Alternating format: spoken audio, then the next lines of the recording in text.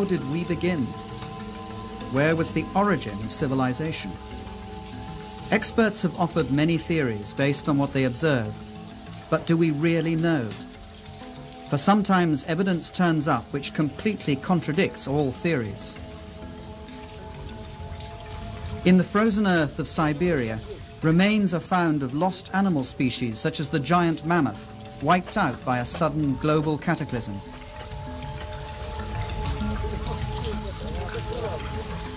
Ancient maps have been discovered which show the continent of Antarctica centuries before we discovered it. This map, which is centuries old, depicts the true configuration of Queen Maud's Land, which is now under nearly a kilometer of ice, and its true configuration wasn't determined until 1949. A century ago, an archaeologist concluded the ancient city of Tiwanaku in Bolivia was a stellar observatory aligned to the sun and stars. From it, he calculated its age to be 17,000 years old. His evidence was ridiculed until recently. The only correction that I would make is that we now have better astronomical measurements due to satellites and computers. And I would suspect the date would be more like 12,000 years ago. But that still makes Tiwanaku the oldest city known on the face of the earth. Geologists found that the Great Sphinx of Egypt has been weathered by centuries of incessant heavy rain. Such rain can only have occurred thousands of years before the pharaohs. Was the Sphinx built way before the dawn of civilization? What's at issue here is the entire history of civilization. It may not have gone in a straight line from stupid old cavemen to smart old us with our hydrogen bombs and our striped toothpaste. Sometimes evidence is found which breaks all the rules. In this program, we'll meet people who are looking at precisely this evidence and chart new theories which may change our views on the course of human civilization. This huge face was carved by the ancient Olmecs of Mexico. It's believed to be at least 2,000 years old. It's quite unmistakably African, and yet Negroes are not supposed to have come to America until after the time of Columbus. In his book From Atlantis to the Sphinx, author Colin Wilson collects clues which he and others believe to reveal footprints of a lost, advanced civilization that existed before history began.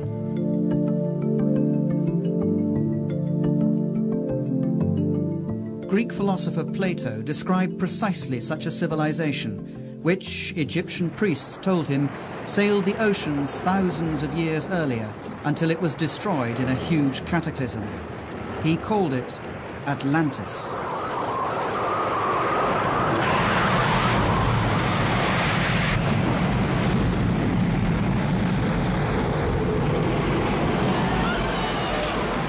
Atlantis, a huge cataclysm. We know of such a cataclysm from another myth, the biblical flood, Noah and his ark, a myth equally scorned by scientists.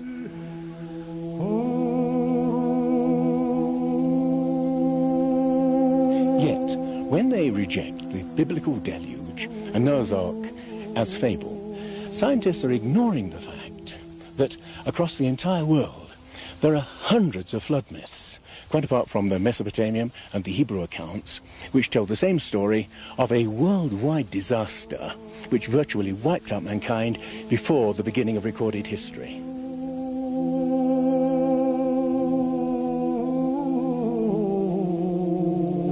Was there really something like a flood? And if so, was there a civilization that came before all the others? I'm saying a civilization and not Atlantis, because as soon as you mention that word Atlantis, every scientist groans, "Oh no," and stops listening. The notion of a universal flood is beyond intellectual respectability. But how unbiased is science itself? Does it really do what it claims to do? Take the facts and start from there. Throughout history, science has tended to focus more on its own theories than on the facts. From facts, a theory arises to explain them. Other facts are laid aside. New facts may change the theory, but as often they're again ignored. We call such facts anomalies, evidence which doesn't fit. In their controversial book, Forbidden Archaeology, scientists Thompson and Cremo show what happens to such evidence which contradicts the rules. Over the past 150 years, these archaeologists and anthropologists have covered up as much evidence as they've dug up, literally. Basically what you find is something we call a knowledge filter. This is a fundamental feature of science, of human nature. People tend to filter out things that don't fit. So in science you find that evidence that doesn't fit the accepted paradigm tends to be eliminated. It's not taught, it's not discussed, and people who are educated in scientific teachings generally don't even learn about it. What we're talking about, for example, was demonstrated in Hiatlico, Mexico, in 1966, when archaeologist Gene Steen McIntyre threatened to overturn the conventional view that mankind is relatively new to most parts of the Earth. That he penetrated into Siberia around about 30,000 years ago, and definitely not into America until about 20,000 years ago. In Mexico, Gene Steen McIntyre uncovered stone tools and human bones and had them dated through a variety of thorough scientific tests. We thought we had an old site. This was back in '66, and we thought it was perhaps 20,000 years old, and at that time that was considered a very old age for the site. When we finally got the dates and all the different methods we used to date it, it came out to be 250,000 years old. To tell you the truth, I would have been happy with a 20,000-year-old date. It would have made my career. And I was rather naive. I thought, okay, I'm just going to stick with the date. We've got the information, we got the facts, let's get the facts out and go on from there. And I didn't realize it was going to ruin my whole career. All her professional opportunities have been closed off since then. The site was closed, permission for further investigation denied, permanently. Yet earlier this year, over 3 decades later, archaeologists uncovered traces of human beings in Siberia dating back 300,000 years, a date which suddenly makes Gene McIntyre's find not so improbable after all. It's not necessarily a deliberate conspiracy in the sense of some people getting together in a smoke-filled room and saying, we're going to deceive people. It's something that happens automatically within the scientific community. So when a given piece of evidence disagrees with the predominant theory, then automatically people won't talk about it, they won't report it, and that means that science fails to progress in the way that one would hope.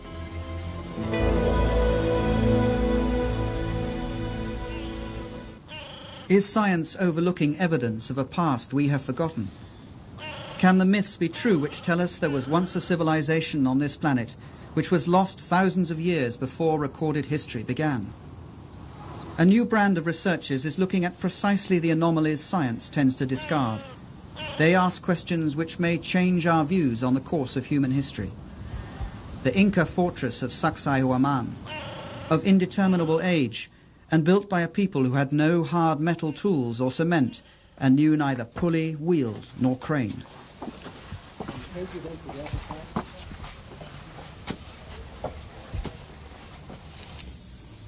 And just look at this stone. I've counted 11 corners.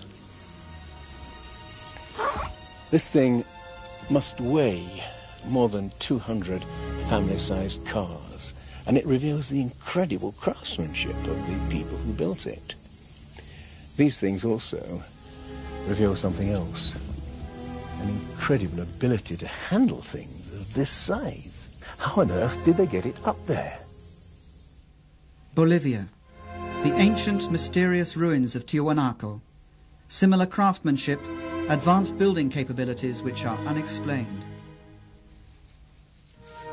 The facing stones of this site are perfectly set with no mortar.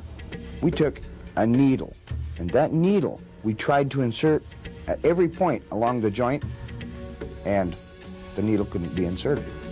A perfect cut. When the Spanish conquerors asked the Incas whether they built Tiwanaku, the Incas said, no, we didn't build it. It was built thousands of years before us. Now, the evidence shows it was built by an advanced civilization. And a chance discovery reveals just how advanced they may have been. The building blocks of Tiwanaku aren't held together by cement. Whoever takes them apart discovers the unexpected glint of metal holding the stones together. What I find amazing here is that to move to each site where the staple was needed, they had to have something like a portable smelting plant to maintain this metal in a molten state.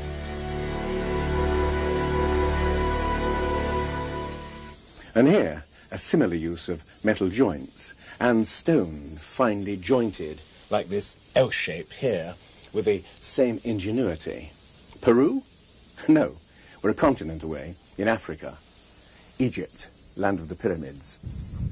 The three pyramids of Giza, wonder of the ancient world. The triumph of another people who knew neither wheel, pulley nor crane. How were they able to haul 100-ton building blocks up so high? A feat modern technology can neither explain nor imitate. I'm an engineer, and I can tell you that to raise blocks of this size to such heights requires a special crane. Now, for a people who did not have that sort of machines, not even the simplest pulley or the wheel, and using simple copper tools, how could they do this?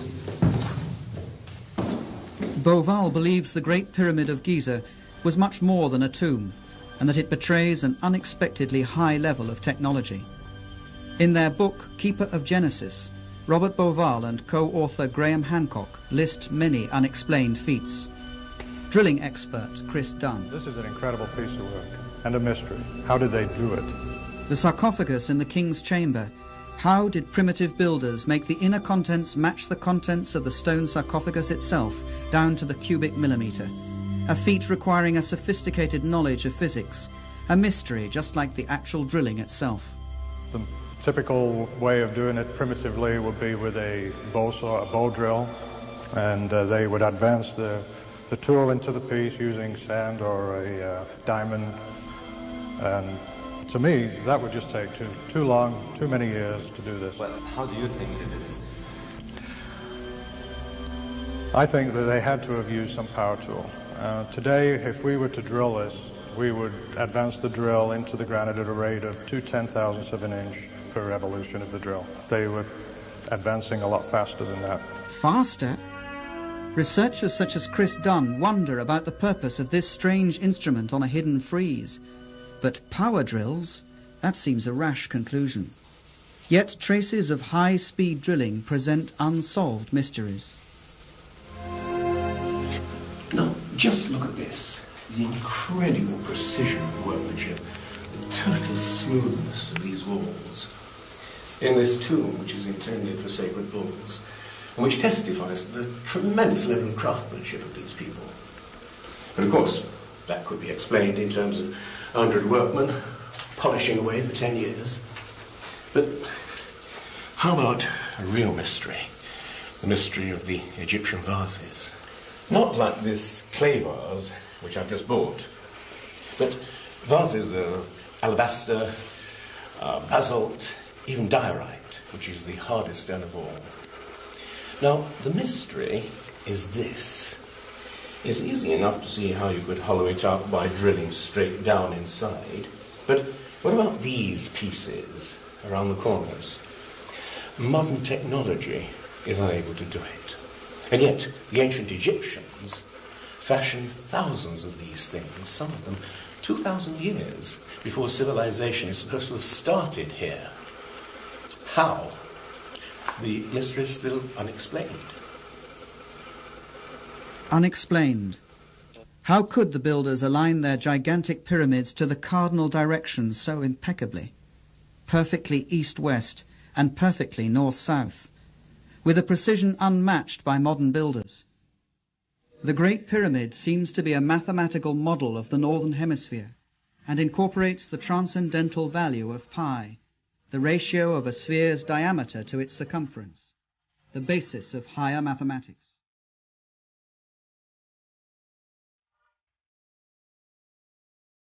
it's clear that what we have here is an advanced system of mathematics and technology at a time when this isn't supposed to have existed. And to achieve these results, the ancient builders had to use a slope of 52 degrees. Any other slope just wouldn't work. But it was not only the Egyptians who knew pi.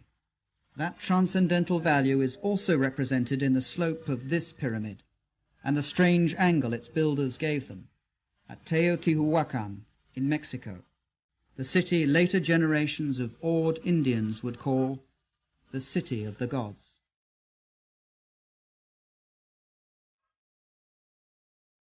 This city was once bigger than Imperial Rome.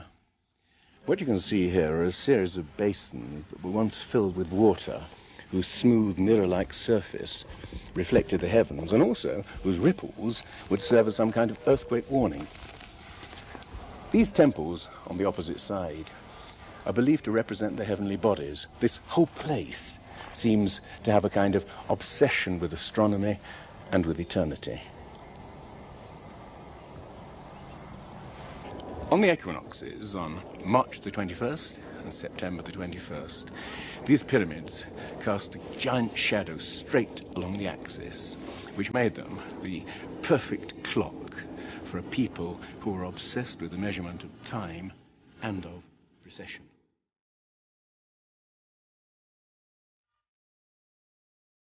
As if tapping some common source, ancient civilizations around the world display sophisticated knowledge of the heavens, which has yet to be explained.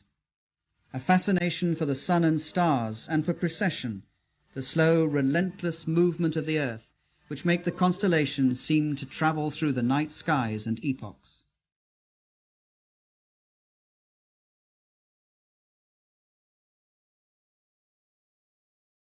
Scholars say that the ancient Egyptians did not have a high knowledge of astronomy. But here is evidence of their fascination and sophisticated knowledge of the sky.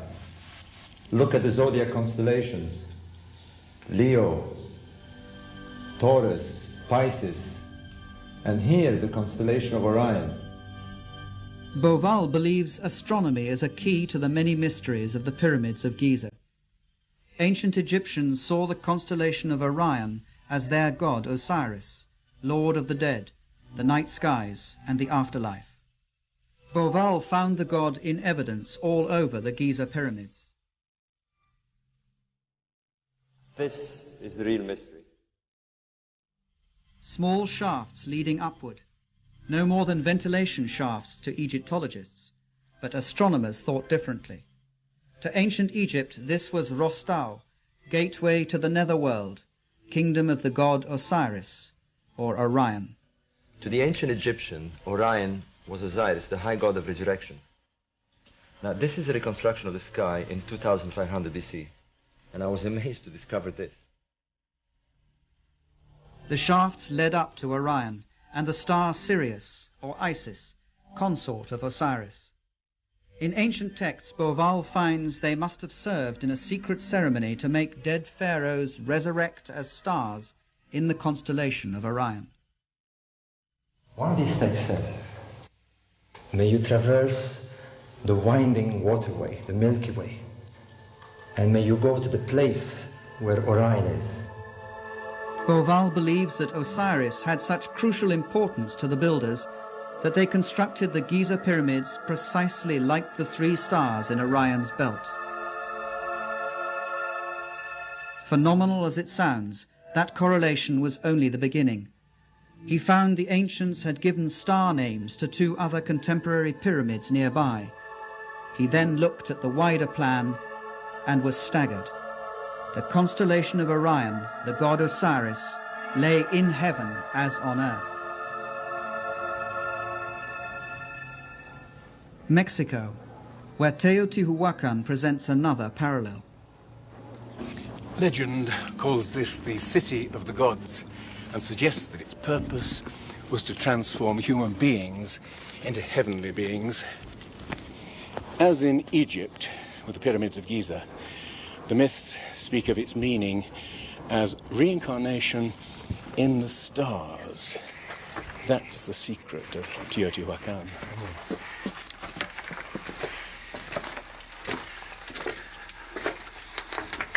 But an even greater enigma lies in the pyramid up above me. When it was first excavated in 1906, they discovered an enormous sheet of mica. Now, we know that mica is used in electrical insulation, but we've no idea what they wanted to use it for. What makes it even stranger is that the mica came from Brazil. Imagine the problem of moving a 90-foot square sheet of mica 2,000 miles. How? And for what purpose? We've simply no idea. Tiwanaku, Bolivia. Another lost culture betraying that same fascination with the sun and stars. 100 years ago, Bolivian archaeologist Poznansky observed that on the first day of spring, the sun rose exactly through the center of the temple. It was the starting point of a remarkable discovery. Poznansky found they built this temple as an observatory, a huge clock to measure the progression of the sun. And we can use these astronomical alignments to date this site. Throughout the year, the sun rises in a different spot on the horizon. On the first day of spring, an observer would see the sun rise exactly in the center. By studying the layout of the complex, Poznansky deduced that on the first days of winter or summer, the sun would rise above the cornerstones. But it didn't. Archaeologists today say it's simply because the builders made an error in construction. After observing the perfection with which this site is built, with 100-ton stones, to suggest that such things as the solstice markers are misaligned, I find incredible. Neil Steed made a thorough check of Poznansky's calculations. By measuring the angle of the cornerstones and comparing that angle with today's sunrise positions, Poznansky was able to calculate that Tiwanaku was built 17,000 years ago. At that time, the tilt of the Earth's axis was slightly different than it is today. At that date, the summer and winter suns would have risen directly above the cornerstones. I would suspect the date would be more like 12,000 years ago. But that should make each and every one of us fully question the origins of civilization.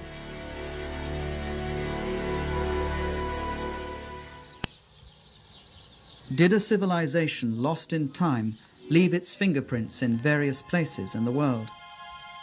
Egyptian priests told the Greek philosopher Plato of such a civilization which had existed 12,000 years ago. But according to science, mankind emerged from the Stone Age some 5,000 years ago. Could man have made that climb before?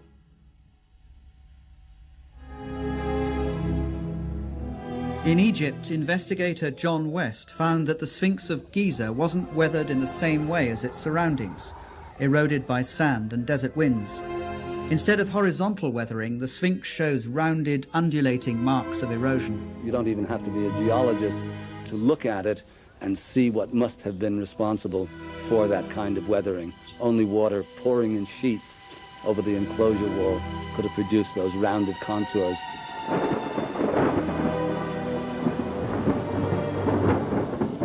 Water? In the Sahara Desert? Certainly not in the times of the pharaohs. For that, you'd have to go back all the way to the end of the Ice Age, some 10,500 years BC, thousands of years before there were any pharaohs at all.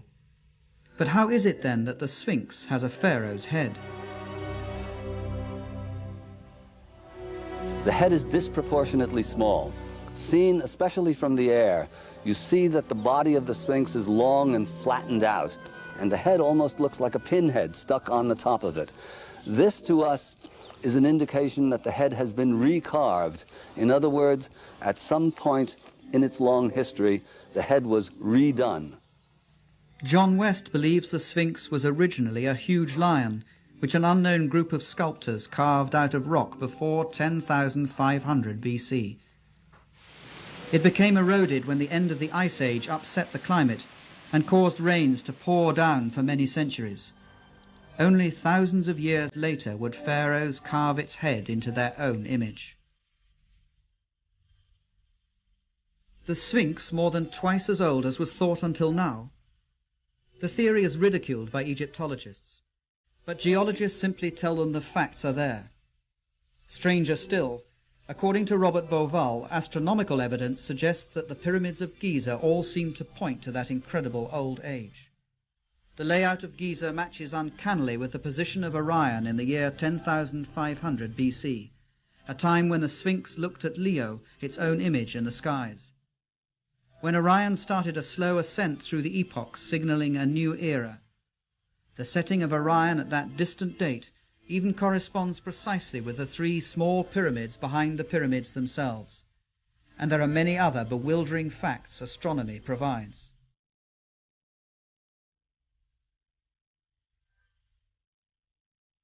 And this matches exactly with the analysis of the Sphinx.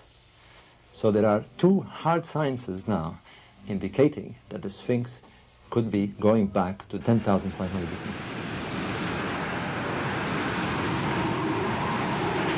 Egypt experienced major and dramatic changes at the end of the Ice Age, particularly about 10,500 BC, when very high, exceptionally high floods covered the floodplain, and it ended things both in the Delta and the Nile Valley in general. 10,500 BC, a time of floods. Could the designers of Giza point back to that distant time? The time their myths say that the god Osiris and his helpers ascended from chaos to bring first fruits of civilization. Where did they come from?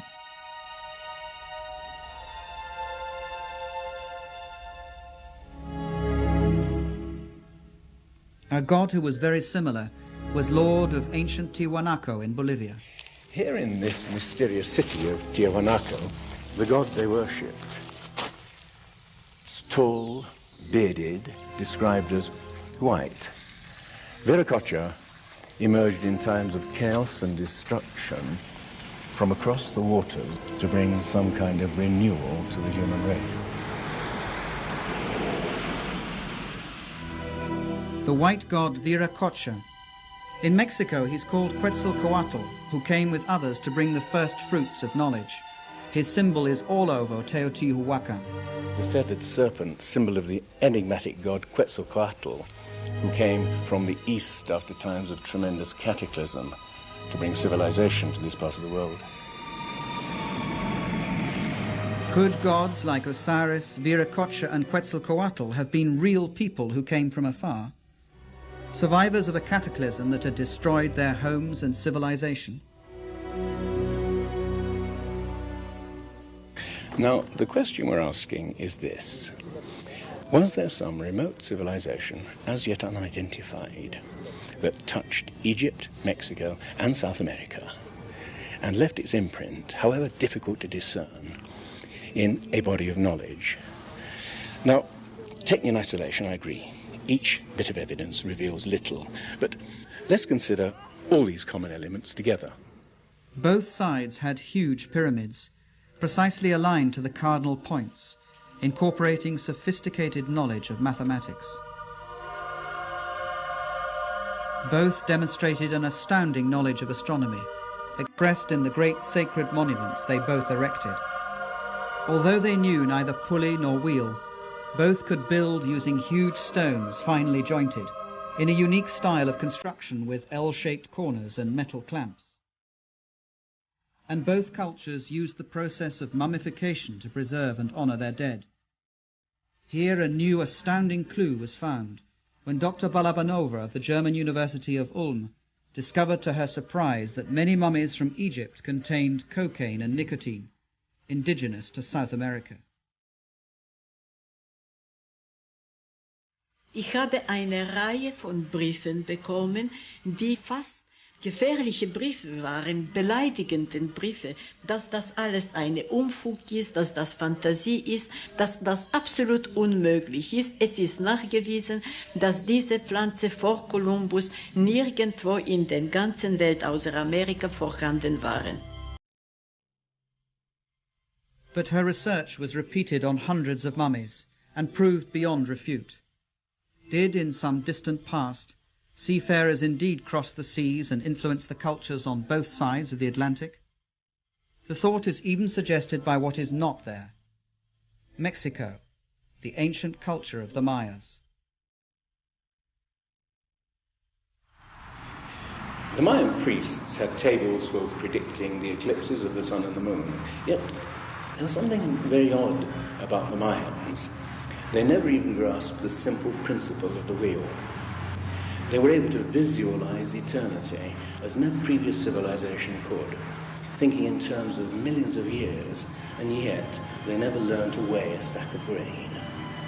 This sophisticated civilization finally died because they didn't develop the simple agricultural methods to feed their own people.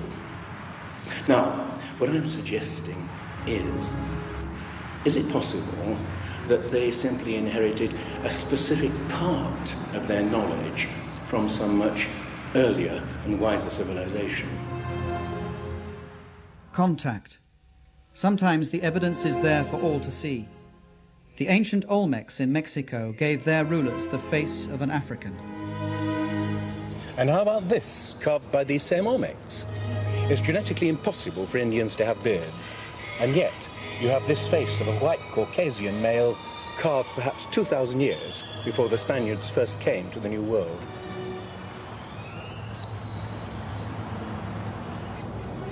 So, faces of Africans and Caucasians carved many centuries before Columbus. Where did they come from? How did they get here? How did they come to influence the most ancient culture of Central America, the mother culture of Mexico? All that archaeologists know is that they suddenly materialized, fully evolved about 1500 BC. No sign of a development phase. These people, whose characteristic expression was the carving of huge stone heads of Caucasian and Africans, seem to have come out of nowhere.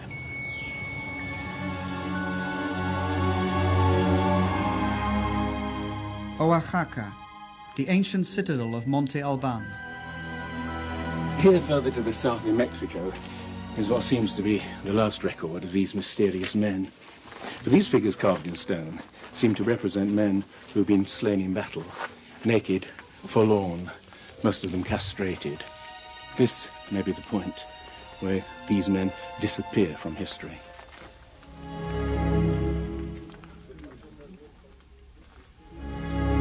So, a sophisticated seafaring civilization that crossed the Atlantic centuries before Columbus.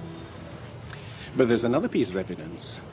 There are old maps that suggest that ancient seafarers possessed a knowledge of the globe that's never been explained. A puzzle for scientists throughout this century. In 1513, Turkish Admiral Piri Reis mapped out parts of the world no one had ever seen at the time. Columbus only explored the areas in the Caribbean. He didn't get to South America. He didn't get down to this area of South America all the way down to Antarctica. He didn't get anywhere near this area. But these maps are showing all these features accurately well before Columbus or the European explorers have reached these areas. This map, which is centuries old, depicts the true configuration of Queen Maud's Land, which is now under nearly a kilometer of ice, and its true configuration wasn't determined until 1949. Unexplained. Cartographers have long pondered the strange projection used. It was found to resemble the one a modern nuclear submarine uses, which measures the world as it moves away from the center where it prowls. In this case, its center lay in Syene, Egypt, home of ancient cartographers. The map only seems distorted, but it accurately shows this part of the world. And there's more. To my mind, the most significant aspect of the Piri Reis map is the fact that it accurately depicts longitude, something that Europeans weren't capable of doing until the 18th century, but this is a 16th century map. Longitude. That story began on these beaches in the year 1707, when the English fleet was sailing from the Mediterranean towards the coast of England. Now, in those days, it was quite easy to determine how far north or south you were by measuring the angle that the sun or the stars made of the Earth's surface. But there was no technology for determining how far east or west you were, longitude. Well, Admiral Sir Cloudesley Shovel was infuriated when a sailor from the West Country told him that he was about 20 miles too far east and was likely to wreck the fleet on the coast. When his officers assured him that the course was correct, he had the sailor hanged for insubordination. In his last dying moments, he must have wished that he hadn't. Ships before had foundered in thousands, but now the loss of an entire fleet started the hunt for an accurate clock which would enable the calculation of longitude. It would take 2 more generations before it was finally developed. Yet the Piri-Reis map, made 250 years earlier, already shows knowledge of longitude. On the Piri-Reis map is mentioned the fact that it's compiled from many other source maps. These are copies of copies of copies. Well, most of the people who've researched this believe that the maps went back to at least the time of Alexander the Great, but they are really much older than even that. Maps of the world, drawn way before we learned to sail the oceans. Unexplained building technology. Sophisticated knowledge of mathematics, astronomy. If there was such an advanced civilization capable of passing on its knowledge to the Sphinx builders, to the people of the Andes and Mexico, what happened to it? Well, Plato said that there was such a technologically advanced civilization able to sail the oceans of the world. Atlantis, lying on a huge island continent. Rejecting a lost civilization, science equally rejects the notion of a worldwide catastrophe that destroyed it. But the accounts of Plato or the Bible do not stand alone. The Popol Vuh, the sacred book of the Mayans, speaks of huge tidal waves and floods, of skies that darken for months on end, of indescribable cold and black rain and hail. The ancient Egyptians talked of a time of chaos, floods and darkness, from which the gods emerged to shape the land of Egypt.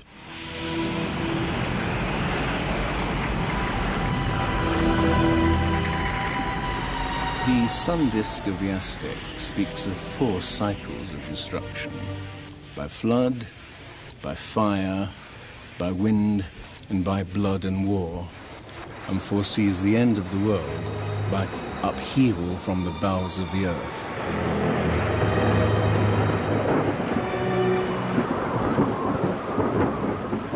Myths from elsewhere in Asia and America speak of apocalyptic floods, of a deluge of fire from volcanic eruptions and earthquakes. They speak with a disturbing realism of a past that we can neither clearly remember nor entirely forget. Scholars are inclined to believe that the flood is the fantasy of ancient poets. But suppose the scholars are wrong. Suppose some series of terrible natural catastrophes did reduce our ancestors to small groups living far apart, scattered all over the world. What we're looking for is some epoch that fits the myths as snugly as the slipper fits Cinderella's foot. A clue. The La Brea tar pit of California. Mass grave for over 1 million animals, now turned into a tourist attraction. Well, deep below the surface here, you have the Salt Lake oil field. Asphalt seeps out through the cracks and fissures like a tremendous flypaper, and it catches animals in the asphalt. And we have incredible resources here from the animals that were trapped in this method during the last 40,000 years. The tar pits read like a book of ancient times, when animals abounded which we never thought of as indigenous to America at all. Mammoths, elephants, rhinos, giant sloths, saber-toothed tigers, even horses and camels. Then a huge catastrophe wiped them out, apparently within a few decades. The time is around 10,500 BC, over 12,000 years ago. The big animals, any mammal larger than a coyote, largely became extinct within a few tens of years. Yes, that is, in fact, a great catastrophe. A record of catastrophe. The end of the Ice Age, 10,500 BC, over 12,000 years ago. Temperatures that had remained relatively stable for thousands of years suddenly shoot upwards. A staggering increase of over 5 degrees in the twinkling of an eye, a period of 3 to 10 years only. That is the amazing discovery of scientists who drilled into Greenland's ice cap to investigate changes in the atmosphere. This Greenland ice core, some people have called it the Rosetta Stone of climate, because to be able to see that climate can shift so quickly was really a major find. And that change occurred over maybe 3 years to only a couple of decades, close to what we see today. We had found phenomenal changes in the chemistry of the ice. We found that during the period when the ice sheets were starting to melt away, that we have more signals of volcanic deposition and of greater magnitude, or greater concentrations than at any other time over the last 110,000 years that we've measured. Unprecedented volcanic upheaval coupled with atmospheric turmoil and huge floods. For as ice sheets over a mile thick melted within decades, sea level shot up by 4,500 feet. Suddenly seas appeared where land had been.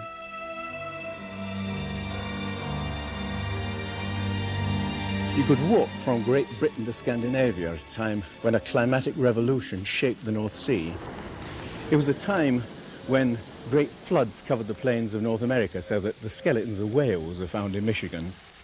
A time of cataclysm at the end of the Ice Age, which may fit the myth. In the New World alone, about 70 kinds of animals became extinct. Saber-toothed cats, mammoths, giant sloths, horses, camels. Let me just put that in perspective. Over the previous 200,000 years, less than 1/3 of that number had become extinct. And that same extraordinary pattern of extinction was repeated over Europe and Asia. In the permafrost of Siberia and Alaska, tangled masses of bones are found of millions of animals which perished in a cataclysm. The giant mammoth didn't fall victim to the hunters of prehistory. He was felled by natural catastrophe. At the turn of the century, Siberian hunters stumbled across the frozen skull of one huge animal. When it was dug out and transported, its stomach was found to contain undigested plants from a temperate climate. The animal had been deep frozen faster than any modern freezer is capable of. What is certain is that some 12 or 13,000 years ago, a terrible cold descended on Siberia and hasn't relaxed its grip ever since. This riddle of the instant frozen mammoths has given way to some strange anecdotes, some true, some untrue, like the mammoth steak served in Fairbanks, Alaska. But what is certainly authentic is a report by the Russian 19th century naturalist Baron Wrangel, who discovered Bear Island, which is north of Siberia, and where the sand was literally held together by reefs of bones and tusks of mammoths and other animals that had disappeared in some strange primeval catastrophe. These mass extinctions, this tremendous volcanic activity, this rapidity of the melting of the ice seems to suggest some enormous climatic revolution that took place about 12,000 years ago. There seems to be some unknown factor that we can't put our fingers on. The end of the Ice Age. What made it a revolution? Here's the big question. What brought on cataclysm? One of the best theories that has been put forward is by an American, Charles Hapgood, who suggested something he called earth crust displacement, which meant that the whole crust of the Earth shifted around suddenly like the skin of an orange. The whole outer shell of the Earth, it's only 1/3 of 1% of the Earth's mass. Like the a peel of an orange, if it was loose, it moves. Thinner than an eggshell, the Earth's crust rests on a molten liquid interior. The ruling theory on the Earth's crust is that of plate tectonics, continents slowly drifting apart over hundreds of millions of years. Though science scorned the theory for over half a century, it now equally scorns the notion that the Earth's crust could move as a whole and suddenly. But one scientist was mesmerized by the idea. Had he lived longer, Earth crust displacement would have been considered more seriously. His name was Albert Einstein. This is a summary of what he said. When I came across Hapgood's work, I was electrified. Here was an idea that was simple, but could explain a whole range of problems. Hapgood had the theory. The question was, what was the mechanism that set this whole gigantic thing in motion? And it was Einstein who came up with the suggestion. The enormous amount of ice that builds up around the poles can become 2 miles thick, ice that extended right into the middle of the continent of America. And these billions, countless billion tons of ice, if they formed in an imbalanced way, would cause the Earth, as it were, to judder like a wheel with a great weight placed on its rim. This judder would in fact be sufficient to cause that switching of the crust of the Earth. 55,000 years ago, the North Pole lay close to Europe, but suddenly swept to Hudson Bay in Canada. And around 12,500 BC, it suddenly shifted again, almost 2,000 miles to where it lies now. Or is it better to say the lands and seas have been swept across the pole, propelled by a sudden displacement of the Earth's crust? If so, this is one of the things which would have happened at the end of the Ice Age. The displacement propelled America out of the polar zone. The sea to the north of it froze over with a thin sheet only meters thick. The huge old ice sheet over North America, more than a mile thick, suddenly melted in a matter of years. Now, what's so interesting about the Hapgood-Einstein theory is that it also explains all kinds of other myths quite apart from the myths of flood. There are myths of tremendous earthquakes, volcanic catastrophes, black rain falling from the sky, sudden freeze-ups of whole lands. And you can see that in point of fact this is precisely what would happen if the Earth's crust switched around. Quite suddenly, areas that had previously been freezing would suddenly be switched into regions. Things like that flash-frozen mammoth of Siberia. Whole species would be wiped out. If an Earth crust displacement caused the deluge that destroyed a civilization, where was that civilization? Searchers believe to have found it on the Greek island of Santorini, once destroyed in a huge eruption, or in ancient Troy. The German island of Heligoland almost washed away by the North Sea. They have searched for sunken continents in the Atlantic Ocean, but nothing has been found. And it's this exact problem that scuppered Plato's Atlantis as an ocean for serious scholars. You see, oceanographers have mapped the floor of the Atlantic and the Pacific Ocean, and there's no lost continent. Or is there? In Plato's account of Atlantis, he describes the island as a vast island continent with mountains in the middle of the real ocean. And the real ocean, of course, is the world ocean. It was only later that we began to divide the ocean up into different parts, calling it Atlantic and Pacific, etc. In reality, the world only has one ocean. The myths from around the world, some of them are very explicit about what happens in the Zenvesta of the Vedic literature. The island continent is destroyed not only in a deluge, but it is covered in snow and ice. So we're looking for an ice-covered island in the middle of the ocean, and there is a great candidate in Antarctica. If the North Pole shifted, so must the South Pole. Flemath believes that 12,000 years ago, part of Antarctica lay in temperate zones, and could have housed a civilization, lost when the continent was swept into the grip of the pole. It's the explanation he finds for maps which show parts of Antarctica as they lay under ice. Turkish Admiral Piri Reis demonstrates knowledge of Antarctica he shouldn't have had. We have the cartographic departments of both the Navy and the Air Force saying we have made comparisons of the soundings of salient peaks and mountains. We found them to be in astonishing agreement. What must be emphasized is that we're not talking about just one map, the Peri-Reis map, which could be argued away. We're talking about literally dozens of maps. For example, the Phineas map of Antarctica is extremely accurate to the general configuration, showing river systems that do exist but weren't known in the 16th century. We didn't discover Antarctica until around 1800. Yet how could European mapmakers already have charted it? Only, Flem Ath believes, if they copied it from copies upon copies of maps going back millennia. Information that simply shouldn't be there. It's only over the last 25 years we know that under the ice cap, Antarctica exists of some islands, a continent, a frozen sea in between. Yet the notion is already here on this map. What I'm saying is that these islands here correspond to this area. And the snowfall pattern through here is very heavy. Virtually none through here. These, which are islands underneath of here, would join together before they joined the mainland. And so there was passage through here for several thousand years. There was probably passage through here that then these were joined. So what it's depicting here is something that I think actually did happen. 8,000 BC, maybe 6,000 BC at the latest. Yeah.